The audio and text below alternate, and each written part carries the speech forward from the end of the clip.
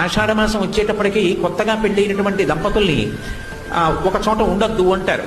ఒక చోట కొత్తగా పెళ్ళైన దంపతులు ఉండవద్దు అనడానికి అసలు కారణం ఏమిటంటే, ఏదో అంతకుముందు పెళ్ళి అవుతుంది, ఏ చైత్రమాసంలోనో వైశాఖ మాసంలోనో పెళ్ళి అయింది అనుకోండి. అయితే కొత్తగా పెళ్ళయింది కదూ, వాళ్ళిద్దరికీ సంతోషంగా ఉంటుంది.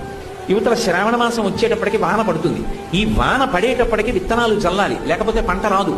రైతు తెల్లవారుజామున 3 గంటలకో ఆకాశం మబ్బేసి గాలేసి చినుకులు టప టప పడుతుంటే గబగబా ఇంట్లో పెద్ద ఆయన నాగలి పట్టుకుని పొలానికి పరిగెడతాడు. కొడుకు కొత్తగా పెళ్ళయింది, తండ్రి వెంట వెళ్ళాలి. కానీ కొత్తగా పెళ్ళయింది కదూ, భార్యతో కలిసి పడుకునుండిపోతే అత్తగారికి కోపం వస్తుంది. పెద్ద ఆయన మామగారు వెళ్ళారు, నువ్వు లేచి మీ ఆయన్ని వెళ్ళండి మీరు కూడా అని చెప్పి పంపించద్దా, నువ్వు అలా పడుకున్నావు మీ ఆయనతోటి అంటుంది. ఈ ఒక్క నెల ఆషాఢ మాసంలో కానీ వాళ్ళిద్దరూ వేరుగా ఉన్నారనుకోండి, 6 నెలలు తినడానికి కావలసిన